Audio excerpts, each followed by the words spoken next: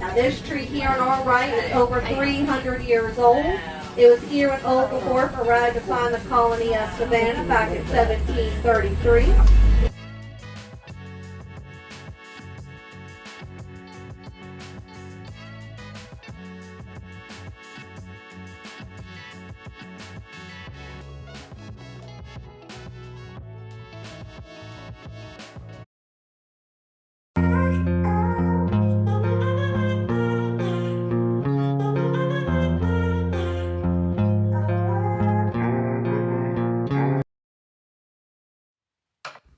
Hey, welcome back to my channel. So this is going to be the 5th video in my Hilton Head series, but we're actually heading to Savannah, Georgia today. So we're starting off in Hilton Head, checking out of the hotel, traveling to Savannah, Georgia to spend the day there, and then ending this video checking into a hotel in Greenville, South Carolina.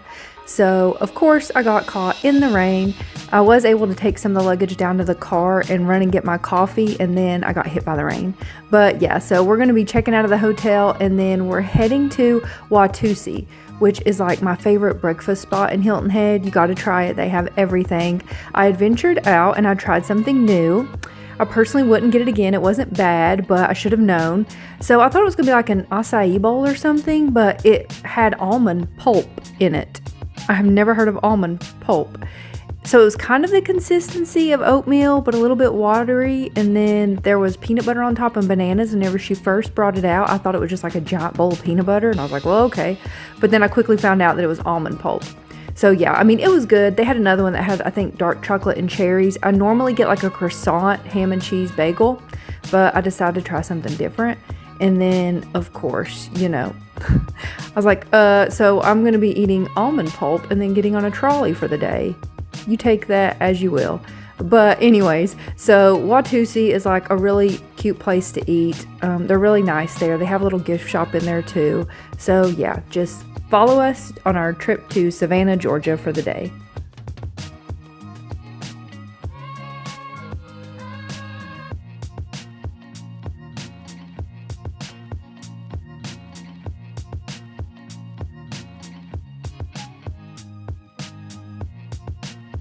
And so this is all in the same building, but in the gift shop, they also have a place where you can just go over there and get baked goods or coffee separate from the restaurant. So it's kind of like they have two places in one. So after we left there, we stopped at the outlets real quick. I wanted to go to off Saks Fifth Avenue because I was looking for more Karl Lagerfeld stuff. I ended up only getting one of those shirts, which will be in my haul. It was a DKNY shirt. It was really cute. All the other ones just weren't really doing it for me. I was trying to film us going over, you know, that giant bridge that takes you to Savannah, Georgia. Didn't even make it to the bridge, and then you'll soon see that my phone just decided to like fall off, and then I didn't have time to put it back up and start recording before we made it over. But yeah, I tried to get some views for you, just didn't work out.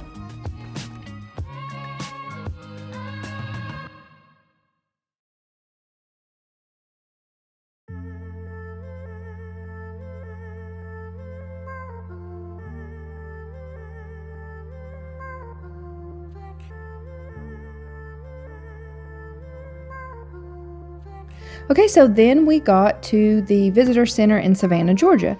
So we decided to do trolley rides, which we've never done before, and I would 10/10 recommend it. So it's a bit pricey. I mean, I don't think it is, but I guess just for, you know, like a one-day thing. I think it was like $47 with tax, but you can get off and on how many ever times you want to. They have a total of 15 stops, and they come and pick you up like every 15 minutes. There's a trolley that comes, a different person. So it's a really great way to see a lot of things at once, especially if you're like me. You don't want to try to park. I can't parallel park. I don't want to pay to park. I don't want to deal with one-way streets. So I really recommend these tours. I'm going to let you listen to them.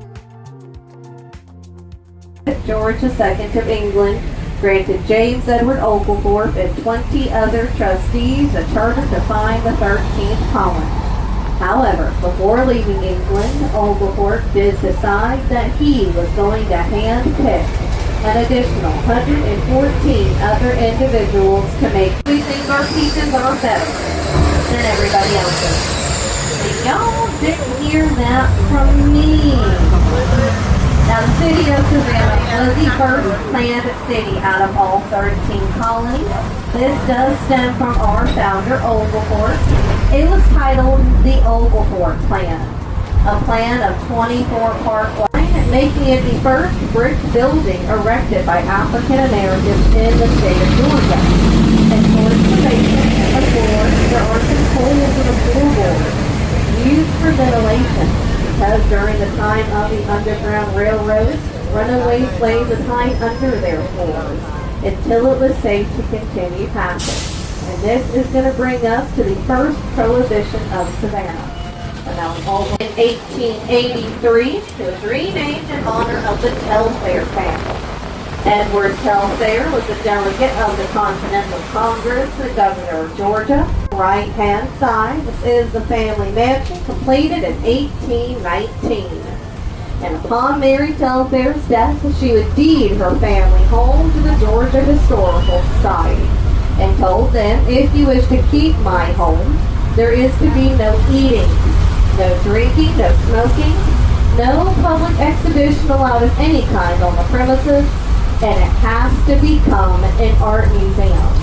And it would become the Telfair Academy of Arts and Sciences, the first public art museum in the Southeast, opened in 1886. Known for the film Forrest Gump, the bench used to sit on the opposite side of where we're at, but had been removed due to vandalism. The bench today now sits inside of the Savannah History Museum, which you can access between stops number 1 and stop number 8. But towards our left, in the very center of Chippewa Square, and his second wife, Matilda, lovingly nicknamed the Pumpkin House of our city because of its bright and vibrant orange color. And sitting just catty corner here to our right-hand side, we'll also find the Green Meldrum House. Now, this home was built in the early 1850s for wealthy cotton broker Charles Green. He was a British citizen, and during the Union occupation of Savannah in December of 1864, he offered his home to General Sherman and his troops to use it as their headquarters. It's number 7. And it would be from that home that Sherman would send his famous telegram to President Abraham Lincoln. Some of us will get a glimpse of on the left-hand side of the trolley. Now, this beautiful fountain, you will walk a full mile from the time you start to the time you finish. And y'all are visiting just in time because at some point this month, the Forsyth Park Fountain will be removed from Savannah, shipped off for its first major restoration in 1988. Quite excited, and hopefully if they ship it off soon enough, we should have it back by the end of August of this year. But as we make our way towards the very center of Forsyth Park, once again coming in on our left-hand side, we will get to see our Civil War Memorial, now of the others on board. Now, we just left stop number 5 for Forsyth Park and that beautiful fountain. Now, surrounding Forsyth Park, throughout much of Savannah, you're going to see our signature live oak tree. The state tree of Georgia, known to be green all year round, never losing all of its leaves at once. And as we make our way forward, coming up to the right, now this tree here on our right is over 300 years old. It was here when Oglethorpe arrived to find the colony of Savannah back in 1733, using it as a marker in all the maps he ever made of our city. 1951, named in honor of Reverend George Whitfield, founder of the Bethesda Orphanage, the oldest running orphanage for boys. And in the very center, we can see a beautiful white gazebo. Now, this is also known as Wedding Square, as there is at least one wedding here every other week. And that gazebo was actually a gift to our city from Burt Reynolds during his time filming the movie Gator.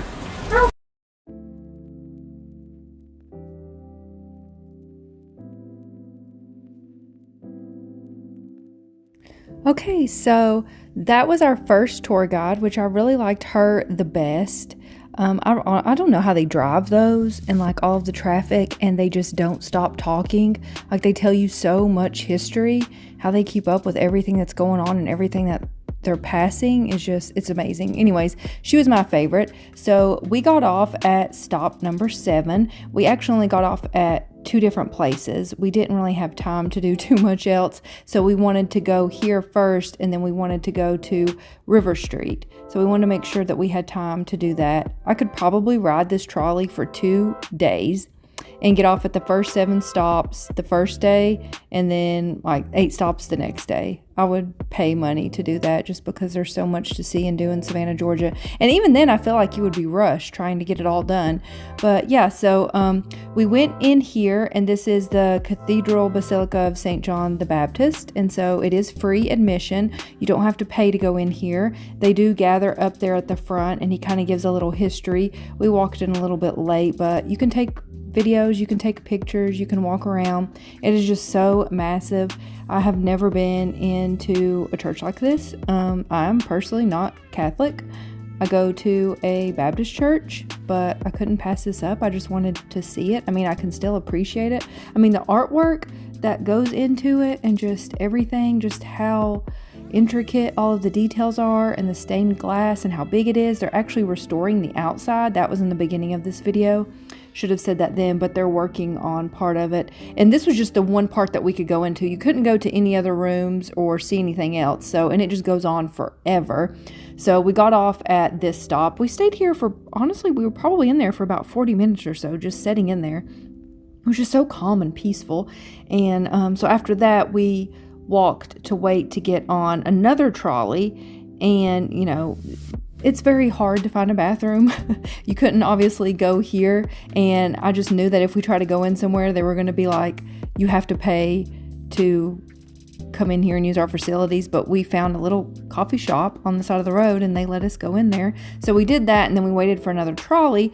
And then the second trolley that we got on, it was a guy.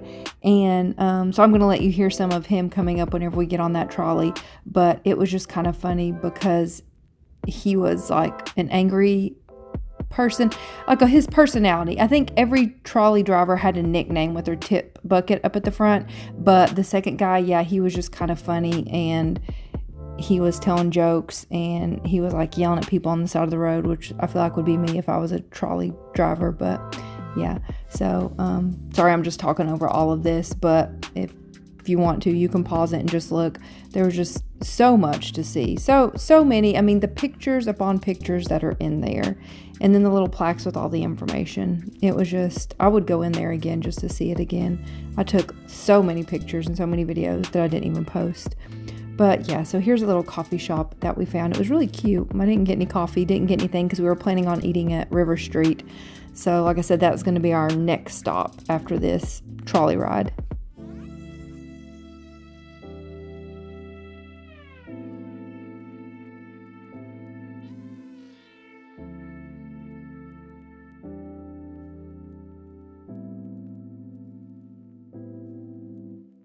A little detour. I gotta get away from this driver in front of me.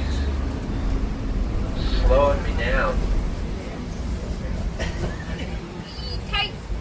I mean, you know, come on.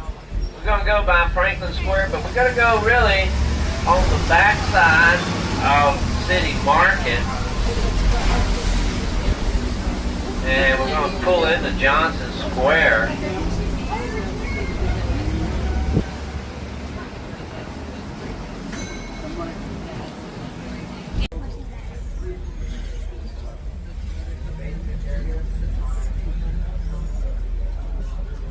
She was also a minister here for a brief period in the mid-1730s. This is stop 10B. Now these ramps, there's 4 of them. Remember when we came down those steps? Oh yeah, oh yeah. They were made with old ballast stones. Put them on ships in the 1700s. Not supposed to go that way. Down here is the river. The bottom is the Savannah River, of course. On the left, as we get down here, you'll see the Talmadge Bridge, which goes over to South Carolina, and stop 11 is right around the corner.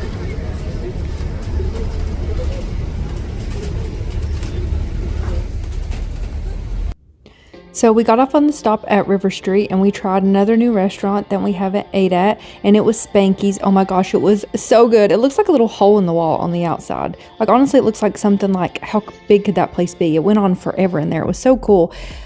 Hands down, by far, this was the best meal that I ate on my trip, I do believe. And you're gonna think I'm crazy, because it wasn't something, it wasn't even the most expensive thing, wasn't at the fanciest restaurant, it was just that good. So I got the hot chicken and cheese, which is like chopped up chicken fingers and mushrooms and cheese and all this in a pita bread. I ate every bite. How I did it, I don't know. And those fried potatoes, they were so good. I mean, you have got to try that if you eat at Spanky's. So then we walked down on River Street just to look at the water, get a couple pictures. And then we walked along the shops and we went into a few of them. I didn't buy anything no, I don't think so. No, I didn't buy anything on River Street. And we went into the candy shop and then we walked a little ways down further. I did go up those very steep steps by myself. My mom sat on one of the benches on the side and I walked up the steep steps and kind of wandered around up there. That's coming up. There was also a psychic tarot card place up there, which I would have went in if we had the time to, but we were in such a time crunch to get back on the trolley because the trolley stops at 5 o'clock. So you do have to get back on board by 5 o'clock at the latest, no matter where you're at. I'm really not sure how that works out. If you're late, like, are you just stranded? Do you have to get an Uber? I don't know, but we didn't want to miss it. And I was wanting to fit in the cemetery. I really wanted to go to the cemetery stop, but by the time the trolley came, okay, I'm trying to do a voiceover here. By the time the trolley came and the time that it was, we just knew we weren't going to be able to get off at the cemetery and then get back on in time. So unfortunately, I didn't get to do that.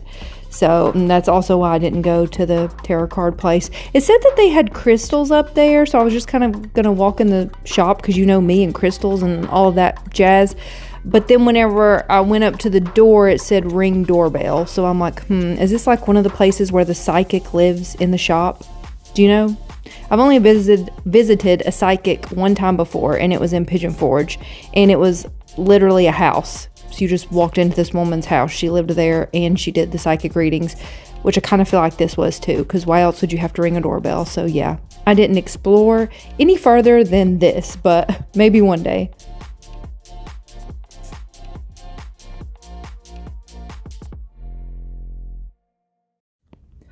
So after we got back on the trolley, it took us back to the visitor center, which we had parked. So then we got in the car and then we drove the 4 hours to Greenville, South Carolina.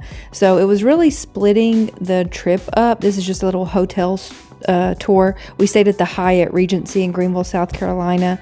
We got there, it was like 9 or 9:30. I was exhausted. So like I said, we started in Hilton Head, spent the whole day in Savannah, Georgia, drove an hour there and then drove 4 hours here. But it was really breaking the trip up for tomorrow's trip home, so there wasn't that much left to where I live.